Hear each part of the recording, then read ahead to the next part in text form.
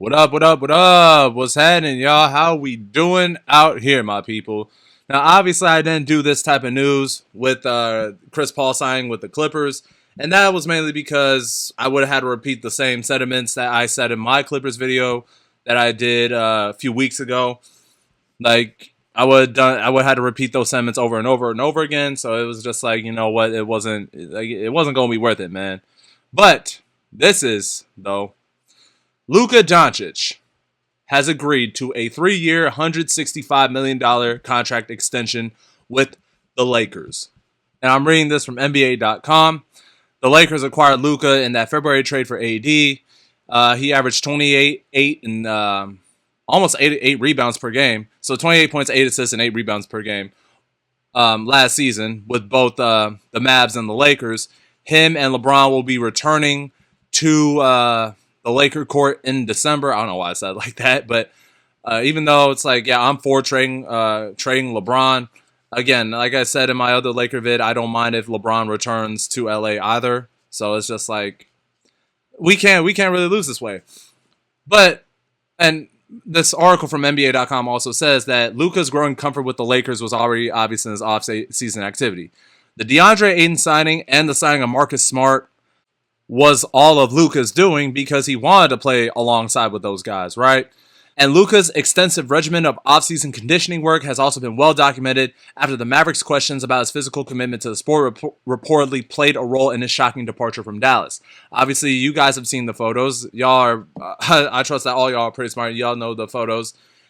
Luka looks really, really good, and he looks in shape. And his face got smaller too, which this is great for the Lakers because one of the things that a lot of people had questions about after the 2023-24 season where the Lakers got gentlemen swept by the Denver Nuggets in the first round, a lot of people were asking about, or were not asking, they were questioning the future of the LeBron-Anthony Davis duo. LeBron's future in LA. Does AD have a future in LA? So you take those into account. We actually had a good start to the season last year, and we had a really good stretch where, like, after we traded D'Lo, the Lakers were looking like the Lakers from the bubble with LeBron and AD, and then we obviously traded AD to Dallas to get Luka. This 3-year extension confirms that we have a star for the future. This is a guy that wants to win by any means possible in a Laker uniform. And I think the thing about this being a 3-year deal and not a 4-year deal is that I believe this, maybe I'm just theorizing here, but I think this has something to do with a potential pay cut. Because to put into some context, Luka is being paid $55 million a year within those 3 years. So you add another year on top of that, it would have been another $55 million. So it would have been a 4-year, $220 million extension, which with the second apron rules, and we saw it with the Boston Celtics, which is why they traded Drew Holiday and Kristaps Porzingis. I already made a video about that. Y'all could go check that on my timeline on this channel. But if we gave Luka that max contract, we would have had those same type of problems too. Especially since we are trying to sign a max player in the 2026-27 or like before the 2026-27 season, right? So I like this for Luka and the Lakers because the Lakers know they got their star of the future secured. But it also leaves room to sign, let's say, someone like a Nikola Jokic, a Giannis Antetokounmpo, right? And it does make sense on why the Lakers made these small moves because, number one, this offseason is pretty weak when it comes to all-stars, but pretty damn strong when it comes to signing good role players on your team. That's why I said the Nuggets getting Bruce Brown and Tim Hardaway Jr. and Jonas Valanciunas, it helped them won the offseason, and I still think that, and getting Cam Johnson as well. And then you have the Bucks getting Miles Turner. There's rumors of the Warriors signing Al Horford. The Knicks signing Jordan Clarkson and Yabusele. And then you have the Rockets signing guys like Dorian Finney-Smith, Clint Capella, and Josh Okogie. And this is after the Kevin Durant trade. And then you have another team that I truly think won the offseason as well, and with the Atlanta Hawks. Because, like I said, the Celtics trade Kristaps Porzingis. And then you sign guys like Nickeil Alexander-Walker and Luke Kennard as well. Oh, and I forgot to address this. We're also taking on LeBron's money because he's opting into his player option for $50+ million. Obviously, he's probably going to return to the court with the Lakers this upcoming season. But I won't be surprised if we do end up trading him. But going back to Luka specifically, I said in my other Laker vid where I talked about Austin Reeves potentially needing to get traded because I felt like it would make us better. I had this one dude disagree with me, saying my take is stupid and I should delete my channel. So shout out to that one guy. But the thing is that I said giving Luka some good role players and lob threats, even though I don't view DA as a lob threat, I do think this is a team with Smart, Ayton, Laravia, and then Austin Reeves being still being on the team, which, again, I don't mind us trading him if that means we get someone better. But this is like these guys, and let's put it like this.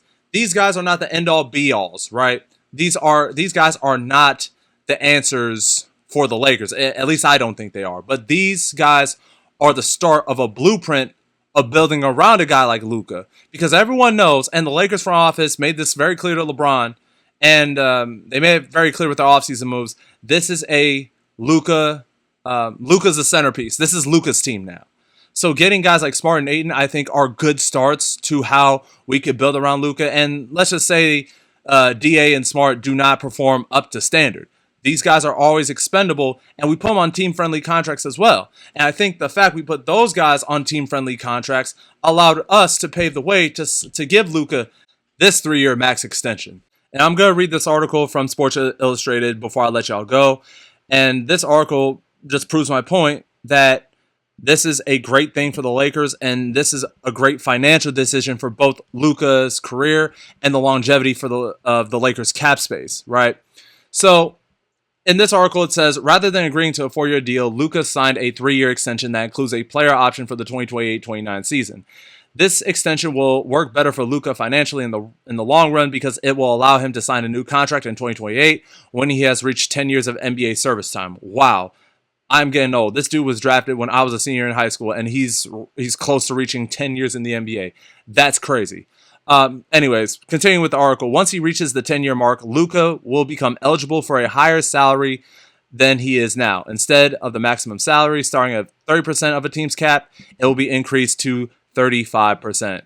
Luka may consider taking this route so that he could sign a more lucrative contract for the future. Brett Siegel also predicts that Luka will agree to a contract that will be worth more than $400 million when he gets a new deal in 2028. Albeit it could be with us. He could return to the Mavericks with that deal. So all in all, I love it for Luka, and I do love it for the Lakers as well, because even though we can sign role players, and I feel like we still should in the 2026 offseason and beyond. Obviously, we did a pretty good job signing Marcus Smart. Again, I've never been a DeAndre Ayton guy, but he's on my team. I'm rooting for him. And if Luka saw something in him, I'm going to have to trust Luka for this one, right? But it also gives the Lakers an ability to sign a max free agent in the 2026 offseason as well. So I think Luka signing this contract will do the Lakers a lot of favors in a tremendous way. And then also, I forgot to address this, LeBron also has a player option that he honored in his contract. So once LeBron's contract is up, that's $50+ million off our books, and we can use that financial flexibility to sign a max deal. And then again, for Luka's career, like the Sports Illustrated article alluded to, it allows Luka to sign a $400 million contract with any team at all, whether that be with the Lakers. I hope it's the Lakers. I wouldn't be mad if he got that offer from Dallas. But I don't know. Let me know what you guys think. Do you think Luka deserves that contract? If you guys do not think he deserves that contract, I do not know what to say. But what are the moves you guys think the Lakers should make? Do you guys think we should sign a max deal, a max player to a max deal in the 2026 offseason? Or do you feel like we can just keep building around Luka with really good role players and a B tier star? I'm not saying Luka or not Luka, Jokic and Giannis, but getting a secondary star, because like I said, Austin Reeves is our expendable, and if us trading him means that we get a better player, then I'm all for it. I know everyone here loves Austin Reeves. I personally am an AR fan myself, but right now, with the way our team is constructed, I do believe Austin is expendable, especially if we can get another really, really good pure second option.